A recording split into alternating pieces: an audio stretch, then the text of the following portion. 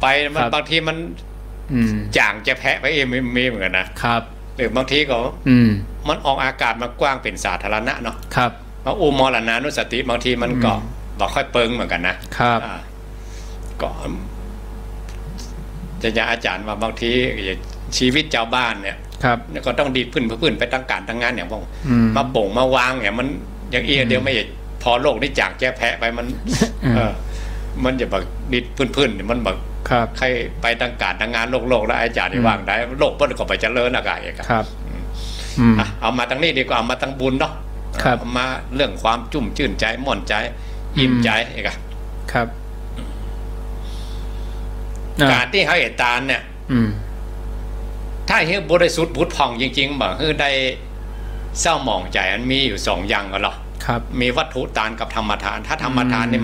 มันแบบเศร้าหมองใจนะวัตถุคืออามิตรเนี่ยนะมันอามิตรมันบางทีอย่างนั้นมันมีปัจจัยมันมีส่วนประกอบเนาะหรือมันมีเยื่อหลายอย่างที่มาเป็นองค์ประกอบที่เกิดการตานขึ้นมาแล้วบางทีมันเหมือนจะว่าเอาคนเดียวมันจะวัตถุทานนี่ไม่สำเร็จขึ้นมามันต้องมีคนฮือตานบริวัตถุทายทานคนห้าตานมันต้องมีส่วนประกอบอีกตัวแถมนะมันจะว่ามีเจตนาอย่างเดียวเองครับมันพ่วงกันหลายอย่างไปครับถ้าส่วนใดส่วนหนึ่งบริบูรณ์หรือบสมบูรณ์เนี่ยก็ทำให้จิตใจเขาเศร้าหมองไปบุญไม่ลดหย่อนไปอันนี้เขาเข้าใจเอาเองนะที่จริงเนี่ยอย่างที่ท่านอาจารย์ว่าตะกี้ตามเจตนา3เนี่ยเอาใครเป็นตัวอย่างเอาอย่างนางนางอีที่เขาได้เตะทำมหามูลนิปานสูตรเนาะครับนางนางอีได้เกียมขัวติ่งขัวกินขัวตาลว่าพงว่าจะตานไปหามันจะมีคำนั้นตวงเนาะพงนี่แต่ว่าแปลว่ากำลังจัดทำเองอะครับว่าจะมันพูกจะทำเนี่ยห้างกินห้างตานกันละเกียมวัตถุทานด้วยความปราณีตด้วยใจใส่ศรัทธาบุญไปถึงแล้วว่าน่ะบุญสำเร็จแล้วครับเจตนาแรกนี่เจตนาแรกแต่ต้องทำนะแบบเจ้าว่าเขาเจตนาแรกว่าให้บดได้เกิดบดได้แบบเจ้าต้องลงมือตัวลงมือเกียมตอนนั้นน่ะได้ห่อได้ดาได้จัดได้แจงตกแต่งดาครับยิ่งทำด้วยมือตัวเก่าเบื้องต้นเนี่ยครับเอาไผ่เป็นตัวอย่างเอาพระนางประชาบดีโคตมีเนี่ยทำด้วยตัวเองทำด้วยตัวเองเนี่ยผ้าตัวเองมีเป็นครั้งนะแล้วก็บอกว่าเพชรพลอยหรือทรัพย์สมบัติเนี่ยมีขุมทรัพย์ของมหาสัตว์เจ้าคือ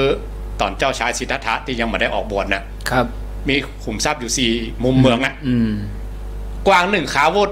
ถามลุงหนานขาวุธมาหมอกใดหมกอย่างใดครับลุงหนานบอกว่าขาวุธของหมกงัวห้องเนี่ยครับสุดเจ๋งงัวห้องเนี่ยขาวุธขาวีเนี่ยงัวหรอแปลว่างัวหรองัวเสียงงัวห้องขาวี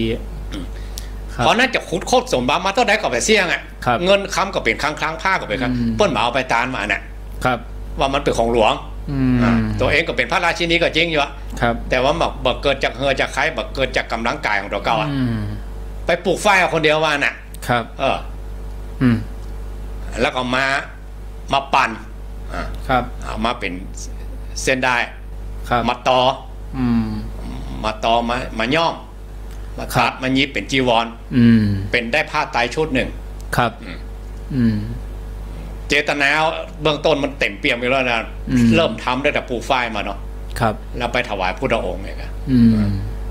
พระราชินีเลยนะมีทรัพย์สมบัติมากมายมหาศาลบัตรตานเปล่าบัตรตานทำด้วยมือตัวเก่าเขาเนาะดกครับเนี่ยอันนี้ส่งจะแห้งขนาดไหนอันเนี้ยพวกเขาตั้งหลายเหมือนกันเขาจะไปดูถูกดูแคว้นเรื่องของกินของตานทรัพย์สมบัติจะน้อยจะนักบ่สำคัญที่เจตนาเบื้องต้นเขาเนี่ยเขาทำโดยหยาดเหงื่อแรงงานของเขาเองมันมีคุณค่าตั้งจิตตั้งใจทั้งนี้หรอกถ้าได้อย่างอี้นะบุพพเจตนาเบื้องต้นเขาบริบูรณ์แล้วได้แน่นอนบุญได้แน่นอนบุญได้ตอนนั้นเลยครับแล้วมามูลเจตนาในขณะที่ฮือตานเนี่ยฮือนวงปิติใจคณะที่ฮือตานคือคณะไหนคณะที่กับติเกณฑ์ปูจานขึ้นอิมานี่นะครับคณะติเกณฑ์ติฮือป้อนติกล่าวคำถวายนี่กล่าวคำถวาย หรือครูบาอาจารย์เพื่อปอนะครับหรือเขาหยาดหน้ามาตอนนั้นนะกะบางคนนี่ขนลูกขนป้องนะเนาะขนคิงลูกเลยปีติเกิดเนาะปีติเกิดตอนนั้นนะกะนวมขึ้นมาโดยเฉพาะคนที่ทำกรรมฐานเนี่ยนะก็จะชำนาญหรอครับนวงปิตินวงปิติเนี่ยนะครับยังเหตุได้ท่านอาจารย์บางทีเขาไปทัวร์บุญเนี่ยเนาะก็ยังไปที่เก่าซ้ำๆก็บางทีจิตที่มันหลืดอ่ะบ้านเขาว่ามันหลืดอ่ะมันบัดตะลึงตะล้านใจหรอครับมันตื่นเต้นมันไปหันตีใหม่มันปลื้มหรอครับความปิติใจความอิ่มใจความม่วนใจมันม่วนแปลกหูแปลกตาไปนะอันนี้สำหรับบุคคลทั่วๆไปนะแต่ถ้าคนทำกรรมฐานเพื่ออีกชั้นหนึ่งเปิ้นจะน่วงมาได้ทุกเมื่อว่านะน่วงมาเมื่อใดก็ได้อยู่เมินเมื่อใดก็ได้จะฮึดดับไปเมื่อใดก็ได้อันนั้นเปิ้นชำนาญละครับเนี่ยคนทำกรรมฐานเวลาทำบุญฮึดตาถึงได้บุญนักกว่าพ่อเอกอะเขาเปิ้นชำนาญในเรื่องปิตินี่นะบุญในขณะที่เขาทำมูลเจตนาจะได้บุญนักบุญน้อยมากน้อยเพียงไรขึ้นกับอยู่กับปิติตัวกำลังตัวนี้นะครับปิตินี่ส่งไปถึงตรัสรู้เลยนะองค์ของการตรัสรู้ธรรมเนี่ยครับปิติสูงสุดถึงกับขั้นตรัสรู้ธรรมของพระพุทธเจ้าเลยถ้าการตรัสรู้ธรรมเรื่องเรียกว่าโพชฌงค์เนี่ยขาดปิติก็มาได้นะขาดองค์ประกอบไปกับส่วนประกอบของครบกับสำเร็จธรรมของพระพุทธเจ้ามาได้แล้วพวกเขาทั้งหลายเขาย่างใดให้ปิติมาขึ้นมาเวลาทำบุญฮือตานเนี่ยครับโมเมเอาก่อนตอนแรกขึ้นมาผมว่าโมเมอิ่มใจม่วนใจปลื้มใจว่าโมเมอันไปก่อนเอาขุดคลองใจเทียบว่าเหมือนเจ้านาขุดนาขุดน้ำเหมืองหน้าแรงครับเป็นละร้องเหมืองหน้าแรงหรอก็ร้องเหมืองมันอย่างมันจะมีน้ำหรอก็เปิ้นหัวหน้าฝนหน้ามันก็จ้องมาเกียมหรอเปิ้นเกียมไว้หรอเปิ้นเกียมไว้ครับนี่คนทำบุญฮือตานเหมือนกันโมเมก่อนปิติมีเพราะขุดคลองใจไปก่อนหมดใจเนาะอิ่มใจเนาะปลื้มใจเนาะที่เขาทำบุญฮือตานขุดคลองใจนี่บ่อยๆทำบ่อยๆทำเนืองๆครับทำไปเจียใจพระอาจารย์ว่าไปเลยในที่สุดปิติเนี่ยมันจะขึ้นมาทำของพระองค์ประจัดสรรให้หรอโดยอนุภาพคุณของพระรัตนตรัยอนุภาพคุณของพระพุทธเจ้าป่ะเขาขุดห้องเมืองไปหาหรอสื่อไปหาสื่อบ่อยๆสื่อเนืองๆเอกครับในที่สุดปิตินี่ก็จะมาเขามูลเจตนานี่จะเต็มจะบริบูรณ์และที่แม่ถามอยู่ปากตังจะเขียนเนาะได้ว่าตานไปแล้วก็เปิ้นขนครัวไปนะกะครับกลัวจะไปเต็มกลัวบุญเขาบ่ได้เต็มที่จริงบุญ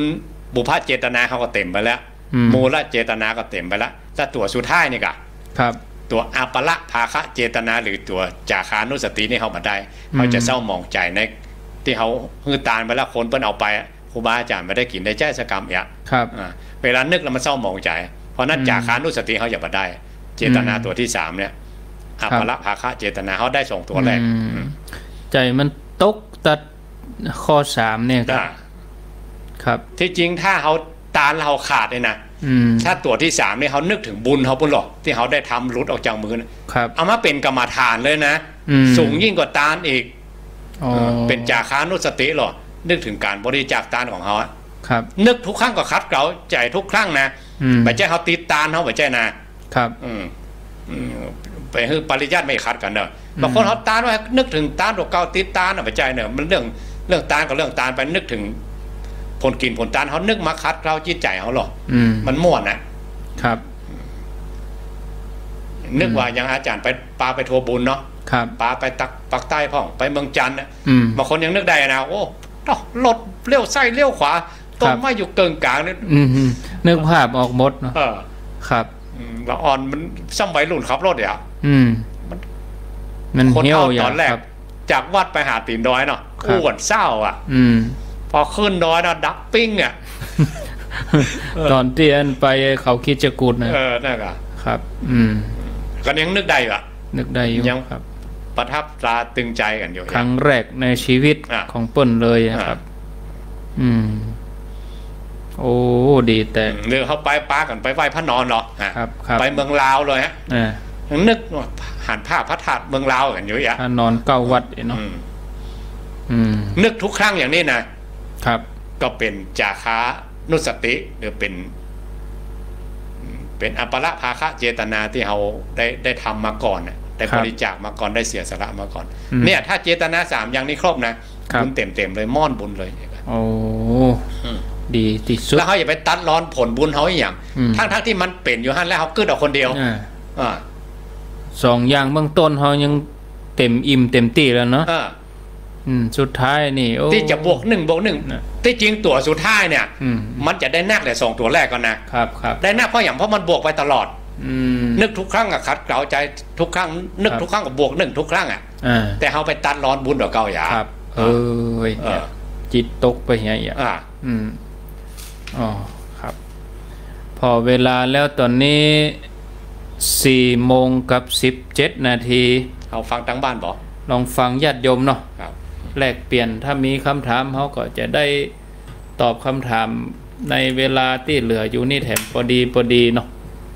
ญาติโยมจะอู้จาก็ขออภัยเดียวกันเด้อตอนนี้มันล็อก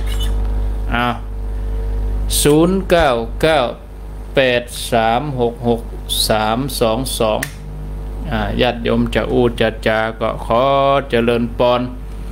จะถามปัญหาก็เอาสายแรกเข้ามาเจริญปอนเอาไว้เจ้าก่อนถึง2เจ้าโทรจากดังได้เจ้ากับก้อยเจ้าแม่ก้อยสุภาแม่ก้อยปากก้อยเนาะ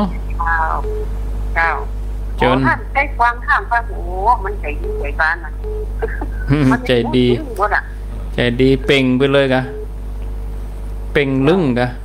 หมดแต่ว่าไปกินอาจารย์เจ้าวันนี้นะว่าอันไหนหาเราถ้าจานไว้แล้วก็ไปยังไปไหนกันเนี่ยแพร่ก็ได้แปลงใจได้เนาะแม่เนาะทำใจได้เนาะเจ้ารุดจากมือเขาไปแล้วคนเท่าตะกอนมาดึงว่าเนาะถ้าจานไปแล้วไปไหนจะเป็นเกิดวันนี้ทางไหนหาหนึ่ง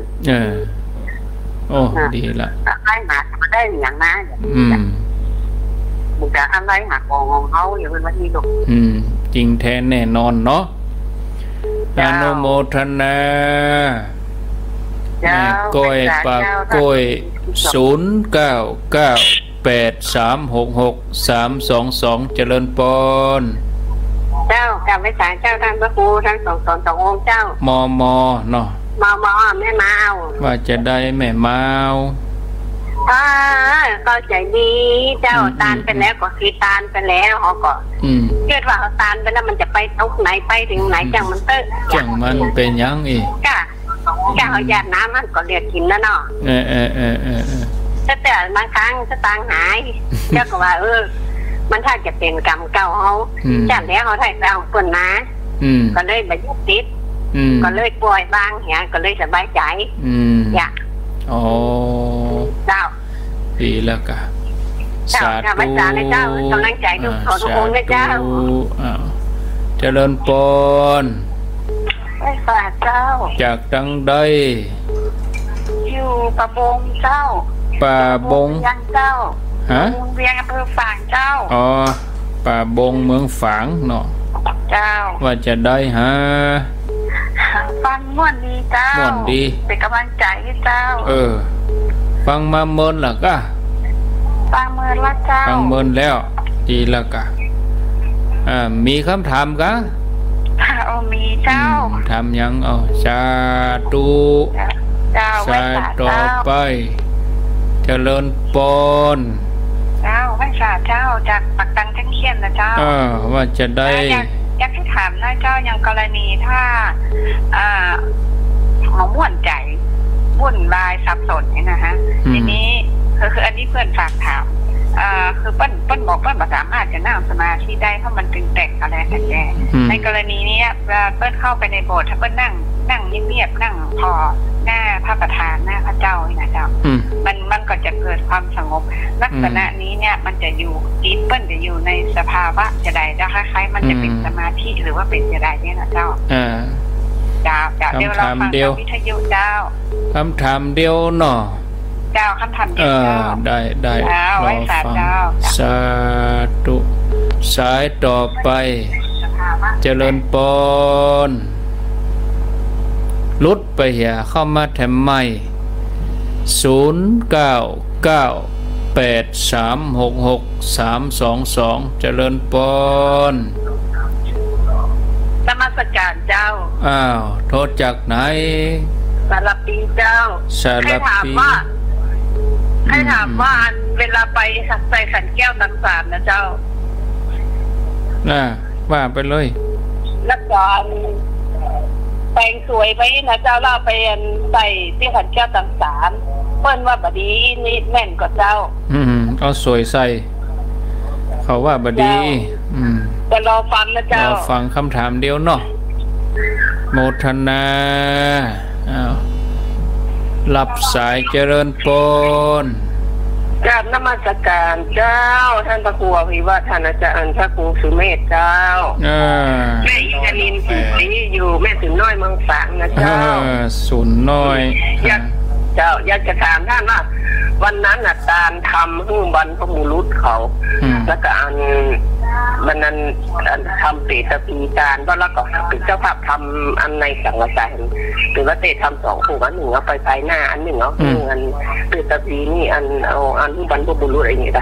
แล้วพอดีว่าเพิ่นก็นั่งฟังทำอะไรอย่างเงี้ยคือใจสอดมาหาญาติคนอันนี้ขึ้นมาโอ้ว่ากูยังไม่ได้ว่ะเขาก็เลยว่าต่อไปกวดน้ำนะก็เลยว่าเพิ่นคือเพิ่นเห็นอยากเพิ่นจะได้ก็ฮะมันถ้าฟังธรรมนี่ก็จะนั่งสมาธิไปตัวเจ้าแล้วก็มันใจมันก็ขึ้นหาญาติคนที่ตายว่ามันก็จะขึ้นหาปอกกูก็ได้ปีกูก็ได้หลานก็ได้ข้างแหมคนนี่ว่าตัดกูได้ก็ขึ้นหาว่าอันมันเป็นยังตอนที่ไปกวดน้ำก็เลยกวดเพิ่นไปตัวมันจะเป็นยังก็เจ้ารอฟังเนอะเจ้าการนมัสการเจ้ากำลังใจนะเจ้าไหว้เจ้าเก้าสายเนาะเดนิสสายที่7เจริญปนสาธุพระครูอันนี้สารปีกะแม่บัวพัดกุลันแม่บัวพัดต้นนะคะแม่บัวพัดเสียงมันชมสารปีเจ้าสักถามสักอย่างได้ของเจ้าใช่ว่ามาเลยมันว่าเวลาเอาไหว้พระสวดมนต์ข้อใดข้อหนึ่งที่เอาว่าถูกแล้วเขาจะได้บุญไหวไหว้พระแล้วว่ามันถูกว่าถูกเลยจะได้บุญไหวเอาว่าสายะนี่มันว่าอยากมันถูกนั่นก็เวลาไหว้ไปมันจะได้บุญนิ้วเลยรอฟังในวิทยุเนอะเจ้าว่าจานะเจ้าสาธุเจริญปนเจริญปนจากที่ไหนจากแม่สมศรีนอดจ้างห้วยแกเจ้ามนไหนโทรเห็ดเตื้อจังใต้เฮาแต่เจ้ามันโทรบัดตอนเปิ้นนะเจ้ามนไหนได้ยินนี่พี่น้องสายใต้ฟังในโทรศัพท์เจ้าเฟซบุ๊กเจ้าดูโอ้เก่งรู้แท้อายุเท่าใดนี่ฟังเฟซบุ๊กนี่อายุ62เจ้าฟังเฟซบุ๊กก่อนว่าทดเจ้าการเฟซเสลียมหวานห้อยแต่เจ้าอันกะหวานชัยโบงเจ้าชื่ออันคอนไซกะคอนไซนามปากกาว่าเสลียมหวานอีบอกเจ้าอันเสลียมหวานชัยโบงเจ้าเป็นว่าอันอยู่ห้วยอีแตหนองอับจางเจ้ายินดีเนอะเจ้าเป็นประธานว่ากันท่านทรงนะเจ้าโมทนาวิทยุได้ยินก่อนวิทยุมันดังสุดโสดแซ่เจ้าไหลไปห้วยตองซักหันกับบทโทษปุ่นดังแผ่วไปแผ่วซบแจมปุ่นเจ้าปุ่นดังแผ่วซบแจมแผ่วฮอดปุ่นนะเป็นแต่งใหม่แล้วลูกใส่วินก็ไปแล้วเจ้าสาธุเนอะจ้าอันนี้เปิ้นมีนามปากกาว่าเสลียมหวานเจริญปอนสายที่9สาธุเจ้าค่ะพระอาจารย์มาปิดท้ายเลยยมนิดหน่อยเจ้าค่ะยมนิดเสียงเบาไปเนาะเสียงเบาหรอกเสียงเบาไปเห็นละ อ๋อหนูใส่หูฟังอะค่ะพระอาจารย์ทั่วแถวบ้านหนูเขามีรถวิ่งเยอะอะค่ะหนูไม่ได้ยินว่าจะได้เจ้าค่ะหนูขอเล่าสู่กันฟังนะคะพระอาจารย์ค่ะเมื่อวันพระที่แล้วนะคะหนูได้ไปทำบุญไงคะแล้วตอนนี้กรรมการวัดนะคะเขาก็ประกาศว่าวัดเราเนาะไม่มีกฐินเขาบอกนี่เนาะไม่มีกฐินด้วยความที่ว่าเป็นวัดบ้านเกิดหนูไงคะที่สระบุรีอ่ะหนูก็เลยวัดเราไม่มีกฐินแต่รอบๆวัดเราอ่ะก็มีกฐินกันหมดเลยเราอยากให้วัดเรามีกฐินจังเลยแล้วกรรมการวัดก็พูดประมาณว่าเนาะเราก็ร่วมกันเองแล้วก็จัดเงียบๆอะไรประมาณเนี้ยค่ะหนูก็เลยอยากให้วัดเรามีจังเลยมีกฐินอะไรเงี้ยหนูก็เลยเดินลงมาแล้วก็มีพระใช่ไหมคะมีพระพุทธรูปมาที่ศักดิ์สิทธิ์ของวัดนะคะเป็นพระเสียงหายไปติกอ่ะจงเอาไมค์เข้าใกล้ปากหน่อยหนึ่งอ๋อเจ้าค่ะเสียงมันมอยไปอ่ะมันดูจะดับได้ยินไหมคะอีกาค่ะแล้วตอนนี้หนูก็เลยมากราบไหว้สักการะที่พระสังฆจายอะค่ะแต่หนูน้อม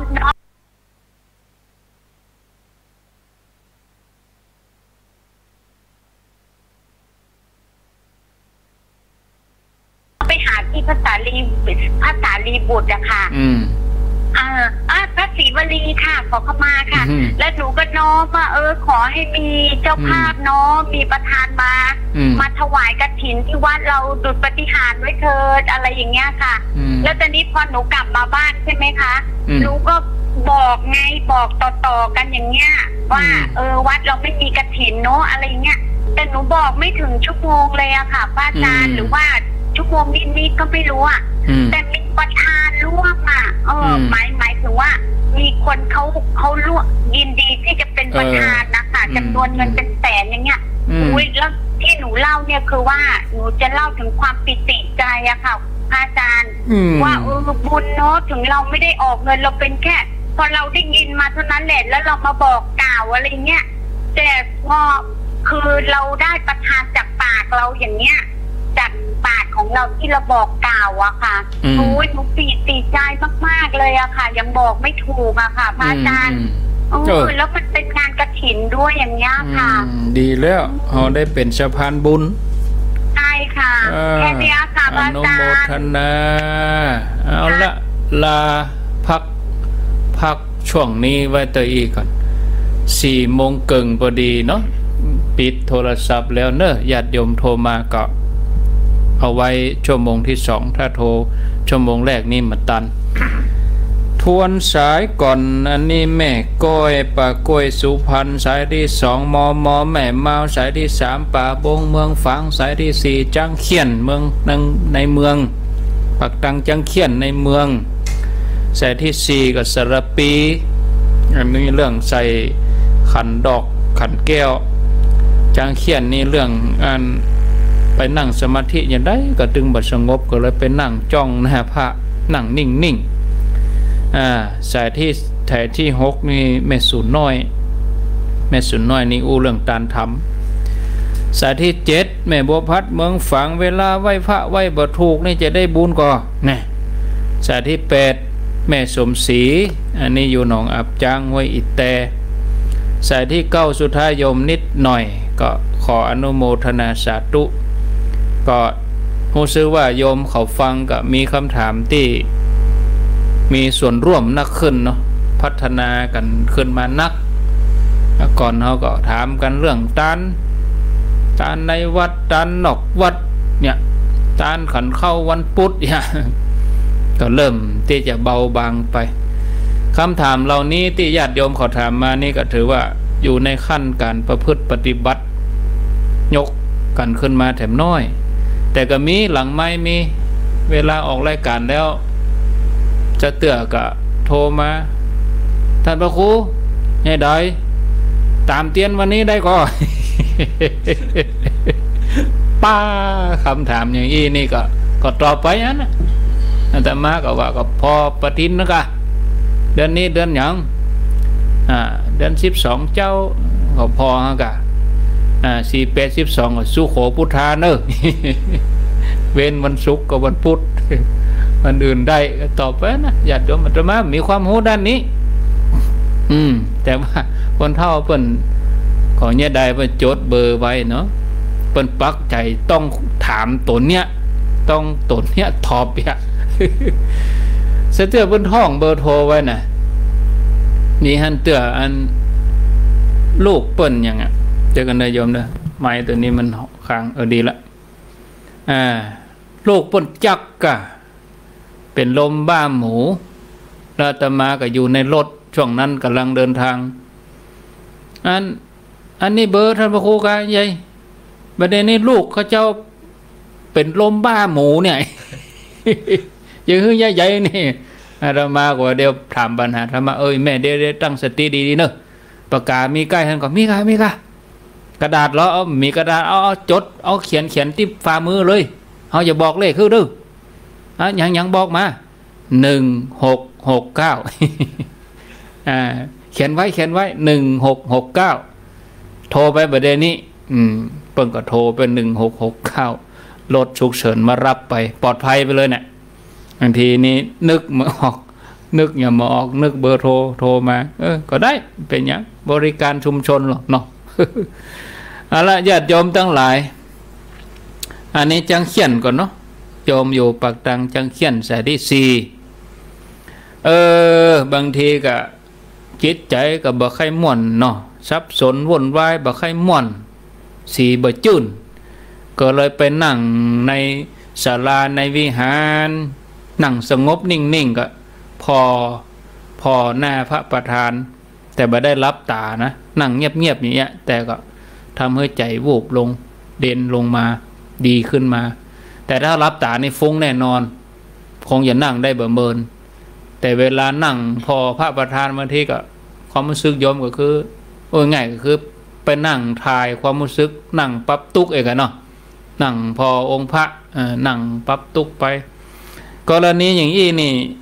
จะอย่างไรครับเป็นสมาธิด้านใดหรือว่าจะเป็นมรรคเป็นผลอย่างไรอาจารย์พระครูครับเคยอู้กับท่านอาจารย์ท่านพระครูกัลยาณปราโมทนะครับอาจารย์ท่านบอกว่าบางทีคนร่างกายมันสารเคมีในร่างกายมันบัดเต้าเดียวกันนี่นะหมอต้องใช้ยาปรับอีกก็มีนะครับอันนั้นเขาก็บอกรู้เรื่องเนาะเพราะมันมีความปรุงความรู้ทางปุ่นเอก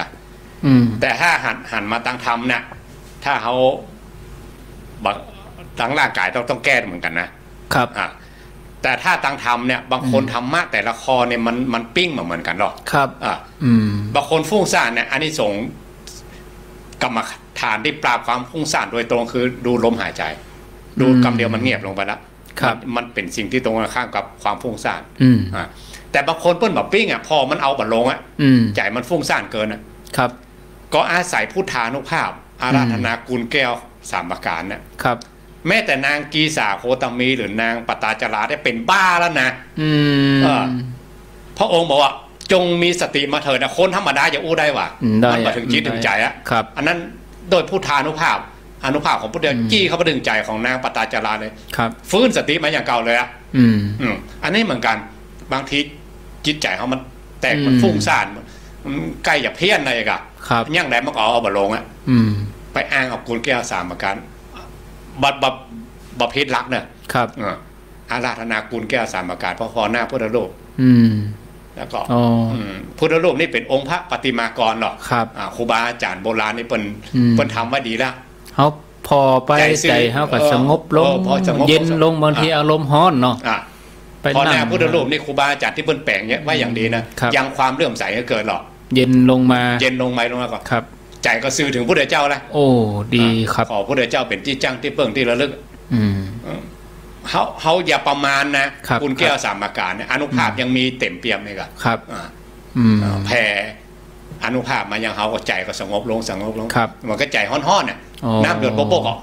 เอาน้ำเย็นลาดลงมาน้ำแข็งใส่ลงมาส้มมันก็เย็นเลยโอ้ขนาดนั่นเนาะได้เนาะอย่าประมาณทำถูกละแต่บางคนมันเขาอย่าว่าอย่างนี้มันถูกเป๊ะก็ไม่ใช่นะบางคนเพิ่นอาจจะปิ้งข้ออื่นนี่ก็ได้ไปหนังให้2หน้าหรอเสียอกเสียใจตุกอกตุกใจไปหนังให้บางทีก็มาแน่ฟังทุเจ้าหรือฟังครูบาอาจารย์หรือฟังผู้เฒ่าเปิ้นปลอบบางคนมัน มันเป็นโต๊ะมันวานหรอกเป็นซุยหรือใจเฮานี่นะก็ได้มีคนปลอบใจคนหาทางไปก่อหู้น่ะนะก่อหู้อยู่เต็มอกอยู่ก่อหู้อยู่นั่นน่ะแต่ให้คนมาปลอบจิตปลอบใจหน่อยก็มันก็เย็นลงมันก็หายฟุ้งมันก็มีนะชั่วขณะนั้นก็บางทีอย่างโยมเอามาเกิดถึงเนาะอย่างเปิ้นจะเข้าหาธรรมะยะเปิ้นจะมาเขาต้องว่างอยู่ยะเขาก็จะมาเอาธรรมะอย่างอื่นจะให้มาเดินจงกรมนั่งสมาธิมาเอาให้เข้ากินก่อนกินข้าวอิ่มให้ใจเย็นเนาะเอาน้ำกินก่อนนี่เนาะหิวมาอยากกินข้าวก่อนไปสมัยพุทธกาลมีหรอกมันเป็นคนเลี้ยงงัวแล้วงัวมันหายเพราะต้องมันหิวนั่นแหละมันไปจนอิ่มจนเอาธรรมะอย่างอื่นน่ะทีนี้หลวงพ่อพระครูมงคลศิลวงศ์ครับเจ้าคณะอดีตเจ้าคณะอำเภอดอยสะเก็ดเพิ่นเล่าประจำไหมครับเพิ่นมาเนี่ยหนองหอยเนี่ยครับเลี้ยงงัวแล้วอยากกินข้าวเนาะอันนี้มีในพระสูตรนะแต่หลวงพ่อพระครูมงคลศิลวงศ์นี่หลวงพ่อเพิ่นสมัยนั้นยศเพิ่นมีอันเนาะยศตั้งตุ้เจ้าคนเอกหลวงพ่อเพิ่นว่าสถาอิ่มต้องก่อนเอาพักเอาไม้อย่างที่เขาไปปลูกนะแจกพันธุ์ผมยังไม่กล้าว่าน้อยมันมานะแต่ก่อนนะแจกพันธุ์พืชน้อยพันธุ์อย่างกับโอ้ยาวเป็นวาวว่ะครับเป็นมีพระเทพวิสุทธิคุณอดีตเจ้าคณะจังหวัดเชียงใหม่อันนี้ก็เหมือนด้วยกันหลวงพ่อมันบอกว่าจะสอนธรรมะเขาได้ต้องเขายังหิวอยู่อ่ะเมื่อตุกมาก็ระงับแล้วแต่ว่าจะเข้าจุดใดอย่างโยมนี่จะจ้องน้องพอพระได้อันนี้สถาไปทุกเรื่องได้กับบ่ฮู้อ่ะครับนั่นมันฝนบ่ตกบ่ฮือหัวเนาะบางทีเปิ้นเข้าหาพระดีแล้วนะดีกว่าเปิ้นไปนั่งเมอลอยที่สะพานลอยนะบางทีบางคนเข้าหาอบายมุกเลยนะมากับกินเหล้ามอมเดี๋ยวเก่าอ่ะหักมุมไปเลยอ่ะไปตังที่พิษอ่ะเนาะนี่เหมือนกันอันนี้ดีแล้วอยู่หั่นดีแล้วบางคนอันว่ากันสุดกับเสี่ยงนะบางคนถึงฆ่าตัวตายก็มีนะมันมืด8ด้านมันเมอลอยมืด8ด้านกึดเนี่ยมาออกเลยอันนั้นมันนั่นพิษใหญ่เนาะพิษใหญ่ไปอันนั้นมันยิ่งไปล้มไปจมใหญ่ไปจ่ายได้ละอันนี้เป็นดีแล้วนะครับผมอย่าอาศัยกุลแก้วสามอาการ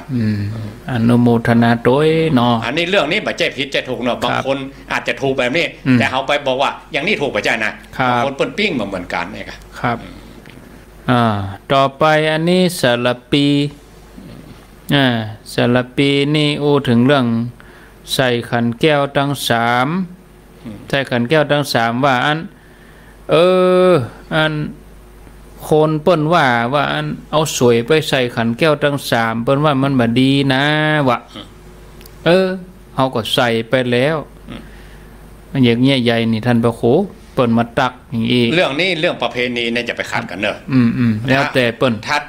ย่านนั่นหรือบ้านนั่นหมู่บ้านนั้นเปิ้นว่ากันนี่ถึงบ้านเนี่ยนะมาเกิดถึงอย่างอันใส่ขันตกใส่ขันอินเดขีนก็สวยทั้งนั้นเนาะใส่ขันแปลงสวยลูกบ้านไว้นะสวย108เพราะนั้น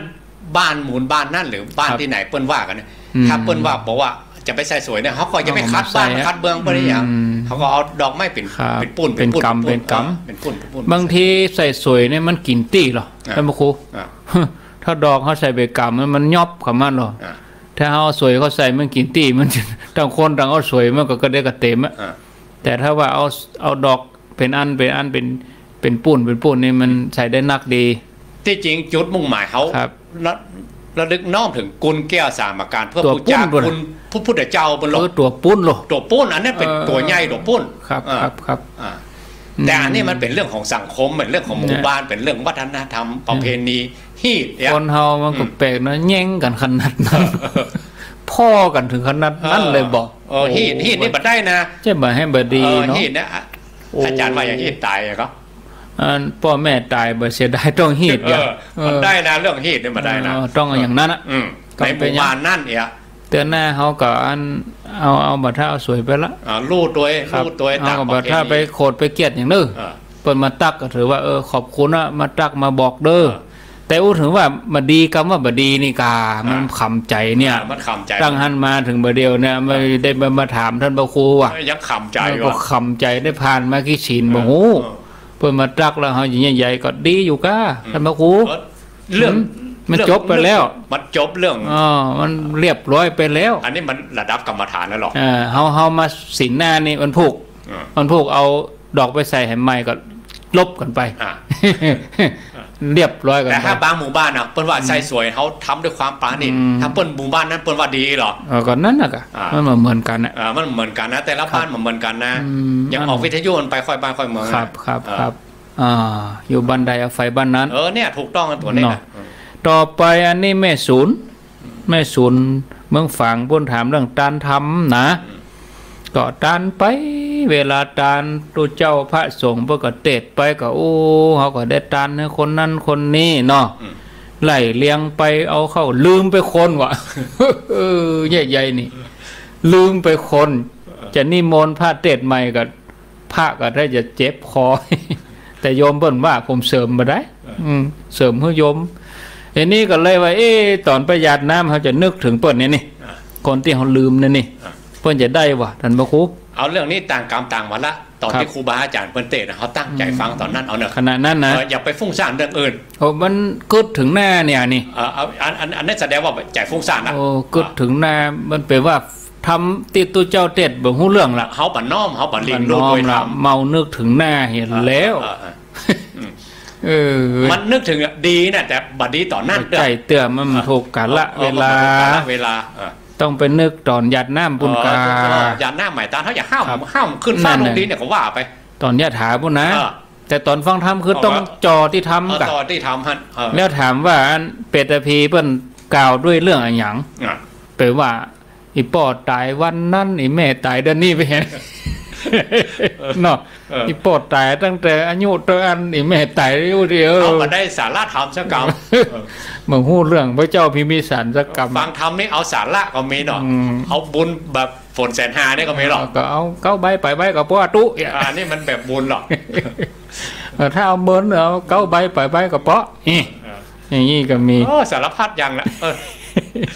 เตะพร้อมกันเนาะนั่นฝนแสนหาก็ยังมียังได้อยู่เอาครับตนได้แล้วมันรู้นี่มันแน่แดงบุดตนได้ลงก่อนนี่เอาหม้อก่อนนะว่าตามว่านี่นะครูบาอาจารย์โบราณเปิ้นเก่งกับเปิ้นไหลหาเนาะไหลหาประหยัดเวลาถ้าตนในพูกในเกือบ3 กว่านาที7พูกกับปะโทญาติโยมก็จะใกล้กะทั้งที่ทำอันเดียวกันนะตานมาไล่โพดกับมาไล่โพดอันเดียวกันนะเนี่ยครับต่อไปแม่บัวพัดแม่บัวพัดเมืองฝางสายที่7ถามว่าเวลาไหว้พระนี่เขาก็ว่าไปก็บ่ถูกบ่เถื่ออย่างนี้เนาะมันจะได้บุญกว่าท่านพระครูเขาว่าบ่ถูกนี่สระอิสระอามันทีฆะละสะเนี่ยบางทีเรื่องคนเฒ่าคนแก่นะครับเขาก็ต้องไล่หาเปิ้ลไล่หากันเหมือนกันนะเรื่องความบัดเที่ยง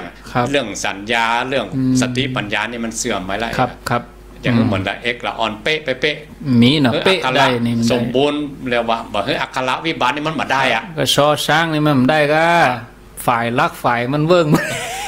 ฟอฟันอย่างวะเนี่ยพอพันเนี่ยมันมาได้มันลองว่าฟอฟันมันยังออกลึงฟักแต่ก็มีโทษเหมือนกันนะครับโทษท่านเทียบว่ามันก็เอาไปซื้อถ้วยซื้อถ้วยสักโหลนะเขาก็พอจัดดีแล้วนะพอปีกมาบ้านมันบิงไม่หน่อยไปซื้อบ่ม่วงหรือซื้อส้มซื้ออย่างเขาว่าดีคัดเลือกมาอย่างดีเลือกมาอย่างดีล่ะพอไปถึงบ้านมันเลือกมันเป็นปิ้วเป็นแมงไปนั่นมันได้บริบูรณ์มันมาสมบูรณ์มันผสมบูรณ์ก็ได้กับเหมือนกันได้อยู่ได้ถึงกุลแก้ว3 ประการเหมือนกันเอาจิตสื่อปุ้นเนาะเอาจิตเขาสื่อถึงปุ้นแต่อู้ถึงพื้นฐานเนี่ยคงจะถูกหมดอรหังสัมมาสัพพะโตสุปฏิปันโนหรือแม้กระทั่งอิติปิโสเนี่ยเอาบทที่เขาได้นี่กะได้คล่องและได้ภูอักขระบทที่เขาแม่นเนี่ยอย่าเกินภูมิเราไปเอาธรรมจักรเขาถึงมันอย่าว่าพิษว่าถูกไปเนาะกลางหนังสือกันยังรู้พิษอยู่อีกก็มีแล้วก็อย่ามาเศร้าหมองใจมารู้นะเขาว่าปะถูกให้ไอ้ตีอ่องลองสิอุลลุมประตูกำเป็กลูกเจ้ากะพ่อเพิ่นเป็นเจ๊กเนาะแล้วลูกเพิ่นก็บวชก้านั่ง2 นางอุปชาว่าเพื่อสอนเนาะ นั่นก็สอนกำบวชอุ้งลุงอีอ่ะคนจีนเปิ้นลิ้นเปิ้นเนาะเล่นแบบบุญลุงปฐุมังพันเตปฐุมังพันเตไอ้ตีมึงว่าไม่ถูกอ่องลองซ้ำไปไงแต่ก็เป็นรู้เจ้าได้อ่องลองก็ได้อุ้งลุงก็เป็นรู้เจ้าได้เนาะคะแนนว่าครับเข้าถึงไตรสรณคมสองอับจ้างอันนี้มีคำถามต่อไปสายที่9ยมนิดหน่อยอาจารย์ท่านพระครูจะว่าอย่างนี้เรื่องงานตั้งจิตเจตนาเรื่องกฐินเรื่องอย่างที่โยมได้เล่าไปผมมานึกถึงงานมาฆามานพกับสันสติมหามาตเนาะเอวจวนคนเฮือมาทวมบุญเฮือมาจวนทำบุญด้วยกันนี่นะครับอาจารย์ท่านพระครูจะมีอันนี้อ้างพระศิวลีมาอ้างเอาสังขานุภาพหรอเอตทัคคะทางผู้มีลาภมากครับคนสร้างบารมีมัน100,000 มหากัปนะเพื่อได้เป็นเอตทัคคะสาวกผู้เยี่ยมยอดที่สุดในที่มีลาภอ่ะครับมาแจ้เฮานะเขาอ้างอนุภาพของพระสังฆเจ้าบ่พุทธานุภาพธรรมานุภาพสังขานุภาพอันนี้เขาอ้างสังขานุภาพหรอครับอ้างของบารมีพระศิวลีอันบัจเจพิษเนอะก็ถูกต้องตามตำรานะครับเขาอ้างเอากุลแก้ว3 ประการเขาอ้างเอาอสิติมหาสาวกของพระพุทธเจ้ามาเป็นที่ระลึกเป็นถึงเป็นยอดด้านนี้หนูเป็นยอดด้านนี้เป็นสังขานุสติในมันก็ถูกต้องแล้วหรอแล้วก็ใจเขาน้อมไปหาว่าจะให้เอกลาภเกิดกับวัดกวาของเขาเนี่ยถึงแม้เขาบอกมีทรัพย์สมบัติที่ตานเหมือนกับเจ้าภาพใหญ่ๆว่าเขาเป็นไปรษณีย์บุญเอาเนี่ยครับก็ได้นะก็ได้นะก็ได้ครับโอ้อันนี้เข้าใจเหมือนกันแสดงว่าญาติโยมที่เปิ้นอยู่ในชุมชนในวัดนั้นๆเปิ้นก็เข้าใจในเจตนาเฮาร่วมด้วยช่วยกันเปิ้นฮ้องว่าบุญจัดสรรก็ดีแล้วอนุโมทนาบุญแล้วมันจะออกจากปากทุกเจ้าศรัทธาเปิ้นหาโอ้วัดเฮามีกฐินเนอะศรัทธาก็ช่วยกันนะครับดีแล้วเนาะท้องถิ่นแคมประมาณ12 นาทีคงจะได้แหมสักสาย2 สายญาติโยมฟังติตมาเขาตอบปัญหาแล้วขาดตั้งใดป้อนน้อยป้อนนานครูบาอาจารย์จะเพิ่มเติมเสริมต่ออย่างใดญาติโยมจะอธิบายเพิ่มก็ได้หรือว่าใบแห้งเตื้อมันใบแค้นเตื้อท่านพระครูอาจารย์มันใบแห้งเตื้อก็จะขออธิบายแหมน้อยก็ยังได้ก็ว่าจะถามต่อก็เจริญปอนช่วงที่2เนอะ0998366322ไผจะถามปัญหาแจ้งผลกันฟังอุจาสนทนาก็ว่าโทรมาเพื่อกำลังใจก็ได้กำเดียวเราจะได้ลากันแล้ววันพุธหน้าได้ปะกันอยู่เพราะว่าวันพุธหน้าบัดตรงวันพระแล้วก็วันพุธสิ้นเดือนก็ยังปะกันแถม2 พุธเนาะเดือนนี้มีอยู่30 วันเอาละเนาะศรัทธาญาติโยมช่วงออกพรรษาแล้วอาจจะบ่ได้มาปะเนอะเพราะว่ากฐินนี่ทีเหลือเกินญาติโยมมาพอเนี่ยโปรแกรมกฐินเนี่ยทีขนาดตลอดสิ้นเดือนเลยเจริญปอน2 ลูก2 ตนเจ้าจากตังได้อยากจะถามว่าสวดธรรมจักหนังสือบางเล่มที่แม่ได้มานะบางเล่มยังบ่มีพระสลาบางเล่มก็มีบางเล่มก็มีกับเป็นอย่างเนาะเดี๋ยวท่านพระครูเพิ่นจะอู้ให้ฟังต้นรายการเพิ่นก็อู้ละกรรมพระครูสุเมธแม่อันหน้าพระพุทธเจ้ามันเรียบร้อยหรือยังพระไหนพระที่เปิ้นรอกะที่รอยังไงบัดแล้วจ้ะสมบูรณ์ด้วยแม่อยู่ไหนนี่แม่อยู่ไหนยังบัดสมบูรณ์เรียบร้อยเตื้อเนี่ยน้ำแม่ของอู้สักหน่อยได้ก่อนว่าเหรอแต่ว่ามันตื่นนะตู้ลุงเปิ้นตู้วัดท่านเปิ้นใครเป็นประสาทน้อย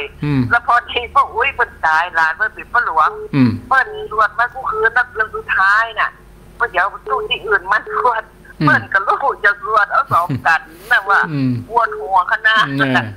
อันนั้นก็บ่เร่งอาตมาจะสวดเองเนี่ยเอาเปิ้นแหก เห็นไหมแม่เก่าเขาเปิ้นเหียทำเล่นแม่เขาจะไปทำบุญด้วยเนอะสาธุวันดีกะเปิ้นใครสวดเฮ้เปิ้นขึ้นเวทีเลยกะโอ้โธ่ทำดีกะได้พระขึ้นแห่มตนเป็นหยังก็ดีนะกะเป็นหยัง0998366322เจริญปนเจ้าไว้สาเจ้าจากปะอันจากดินดอยสุเทพนะเจ้ามาเลยตะกี้นี่ท่านสุเมธข้าเจ้าฟังอันจับใจความได้ว่าที่คนผู้สูงอายุทั้งหลายเนี่ยที่ถ้าหูตาบดีนี่ก็คือเปิ้นเกาะคือธรรมชาติเปิ้นเกาะถ้าอยู่มาเมินแล้วเปิ้นเกาะหูก็บ่ต้องฟังนักอีเนาะตาก็บ่ต้องกอยนักละอย่างเงี้ยเนี่ยนะเจ้าแล้วข้าเจ้ามาดูว่าช่วงตอนเนี้ยตอนหลังนี่มีคนที่เปิ้นเป็นโรคอัลไซเมอร์นักนะเจ้าในผู้สูงอายุเนี่ยอันนั้นมันเป็นแล้วก็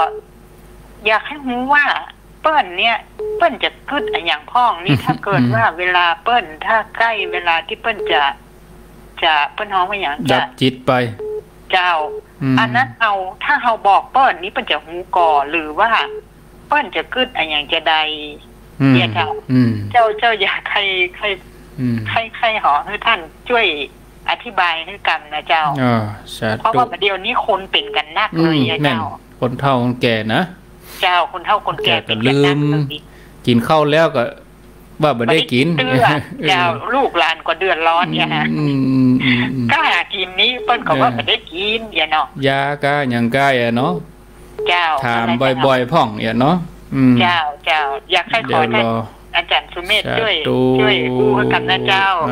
คนเฒ่านี่เปิ้นนั้นแต่เปิ้นจังนี่หรอเปิ้นจังขี้ลืมเนาะคงจะคำถามสุดท้ายไปเลยเพราะว่าอันประเด็นนี้เวลาพอละครั้งแห่งประมาณ7 นาทีก็บ่ได้นักเป็นอย่างนะขอบคุณ2 สายสุดท้ายที่จากสันไซหลวงแล้วก็โยมจากในเมืองสวดธรรมจักรบางเล่มบ่มีอภัสราบางเล่มก็มีครับเขาจะสวดจะได้ท่านพระครูครับผมเพิ่นเรียกว่าสวดย่อสวดหมู่พรหมทั้งหลายพรหมกายิกาอันนั้นว่าหมู่พรหมทั้งหลายเพิ่นบ่แจกแจงมาเป็นจั่นๆละเพราะว่าหมู่พรหมทั้งหลายมาสาธุกับธรรมของพุทธองค์เด้อครับลงเอตัมภควตาท้ายไปเลยครับข้ามจากสวรรค์ว่าพรหมแต่ละจั่นแต่ละด้านเพิ่นมาแจกนี่ก็ได้เหมือนกันแต่มาแจกเป็นจั่นๆว่าพรหมจั่นนั้นว่ากับเป็นจั่นไปถึงจั่นอาการนิถาผมก็ได้ได้ถูกทั้ง2ตำราถูกทั้ง2จะว่าเต็มก็ได้ว่าเต็มก็ได้ว่าย่อก็ได้ครับแต่ว่าย่อเนี่ยมันปลื้มใจเขาออกชื่อป่ะน่ะยังแบบแขกเพิ่นมาถ้าอาจารย์นั่นนี่เพิ่นชำนาญหรอกชื่อตักคนนั้นคนนี้เนาะตักชื่อป่ะน่ะบางทีจะเตี้ยวไก่ล้อมป้อมแวมาเลยตักจื่อแล้วอาจารย์ว่าอันไหนมันจะสมบูรณ์กว่ากันแม่นครับเตียวไก่ไปหันหน้าตักจื่อนะเจิญเปิ้นมาออกจื่อเปิ้นน่ะยิ้มแล้วเนาะนั่นเนาะนี่เหมือนกันนะกะแม่นเจิญพระพรหมเปิ้นมาฟังธรรมพุทธเจ้าอ่ะครับมาฟังพระสูตรมาฟังพระปริตอ่ะออกจื่อเปิ้นน่ะครับไหนเปิ้นไปปลื้มอ่ะได้เหมือนกันดีกว่าว่าถึงหมู่อ่ะคนในประเทศไทยเนี่ยก็ยังหมดนะคนเชียงใหม่อ่ะคนเมืองเนี่ยก็ยังแบบคนโดยรอคนบ้านนั่นบ้านนี้นะอันยังไก่เป็นหมู่บ้านอ่ะชื่อออกชื่อเขาเลยเหรอครับเนี่ยอันนี้เหมือนกันชัดไปเลยอันนี้ออกชื่อไปเลยอ่ะครับของโยมที่สายสุดท้ายนี่เหรอคนเฒ่าคนแก่ที่เป็นความจำเสื่อมอัลไซเมอร์บางทีก็อยู่กับลูกกับหลานก็ถามอยู่บ่อยๆอย่างน่ะลืมพ่องขี้ลืมพ่องยังพ่องเตื้อกับบ่ใครจำอันนี้จะเนี่ยจะได้ครับเวลาถึงวาระนั้นสุดท้ายเวลาเปิ้นจะละสังขารเปิ้นไปอันนี้เลี้ยงตามระดับกรรมได้ว่าอนันตริยกรรมอาสันนกรรมอาจินกรรมกับกัตตากรรม4 กรรมที่เลี้ยงตามระดับนี่นะครับที่เวลาใกล้จะตายเนี่ยเรียกว่ามรณาสันนการเนี่ยเขาสั่งสมมาอย่างใดเองมันจะพุทธขึ้นมาเป็นกรรมมันนี่สั่งสมตอนเมื่อนุ่มเมื่อกรรมเมื่อตอนที่เขามีสติสตังดีๆเนี่ยถูกบันทึกไว้และอันตอนที่ว่าใกล้จะตายไม่เป็นอย่างนั้นอันนั้นปรากฏมาอันนั้นเครื่องมือมันบดีมันลดมันรู้ครับตอนนั้นเพื่อจะปรากฏขึ้นมาเองจะปรากฏที่เปิ้นสั่งสมมาจะว่าพุทโธธรรมโมนี่บ่ได้แล้วเนอะครับเพราะว่า อายตนะมันจะดับไปแล้วนะเอาเหลือแต่ใจที่สั่งสมมาอย่างมาน่ะเปิ้นถึงเฮือสั่งสมเมื่อหนุ่มเมื่อน้อยสั่งสมเฮือเป็นครองของใจไว้ก่อนครับเป็นอาจินกรรมไว้ก่อนแต่ว่าบัดเดี๋ยวนี้ลูกเต้าก็บ่ฮู้ว่าเปิ้นได้สั่งสมอย่างใดมาเพื่อมาปะก็มาพ่อแม่ก็เป็นสภาพนี้แล้วเฮาจะใหญ่ๆมีแต่องค์สมเด็จพระสัมมาสัมพุทธเจ้าท่านนั้นที่รู้นะเรื่องการเลี้ยงต่างรับกรรมว่ามันจะเป็นอย่างไรนะธรรมดาแม้แต่ตนละหันตาเจ้าเปิ้นยังบ่ฮู้นะครับการที่กรรมมูนี่นะมีแต่องค์สมเด็จพระสัมมาสัมพุทธเจ้าเท่านั้นเพราะนั้นเขาตามทฤษฎีให้จะขยายนักนะกรรม4อย่างเนี่ยครับเอาไว้ปุดแน่ในกากบาทวันนี้ก็กรรมนี่เนาะกรรมเรื่องกรรมนี่เนาะกรรมมันจะไปกรรมมันนิมิตมาหรอกเอาปุดแน่เขาแล้วจะบอกว่าอีแม่พุทโธธรรมโมเนี่ยไม่ได้นะได้ไม่ได้แล้วเพราะว่าอายตนะมันดับไปแล้วหรือบางก็เอาปัจจุบันขณะเนาะถ้าว่าช่วงปอที่เปิ้นจะสมมติว่าหูเปิ้นยังเปิดได้ยินอยู่หรือว่าตาเปิ้นยังหันอยู่เขาก็พยายามเอาภาพเนาะภาพพระก็ดีหรือว่าภาพที่เปิ้นไปไหนมาเก่าเปิ้นไปกินไปตานเปิ้นไปตอดพระปากฐินพยายามเอาอัลบั้มเนาะมาเปิดให้เปิ้นแล้วเล่าเรื่องราวว่าไอ้แม่นี่แม่ตัวไอ้แม่เนอะไปตานเนอะหรือบางอันก็เปิดสวดเนาะถ้าหูเปิ้นพอได้ยินเปิดสวดเปิดอย่างให้เปิ้นพอหรือโยมมีซีดีก็เอาใส่ทีวีเป็นภาพเกี่ยวกับวัดว่าอย่างเงี้ยก็ภาพเวลาภาพเปิ้นสวดเปิ้นอย่างเงี้ยเนาะที่เราทำไว้อย่างนี้ก็ได้เนาะให้เปิ้นได้หันครับเรื่องบางเรื่องถึงแม้จะลืมมันแต่ว่าพุทธานุภาพธรรมานุภาพสังขานุภาพเมื่อบันทึกไว้ละเขาจะลืมก็จ้างเขาจะนึกได้ก็จ้างนึกมาได้ก็จ้างตึ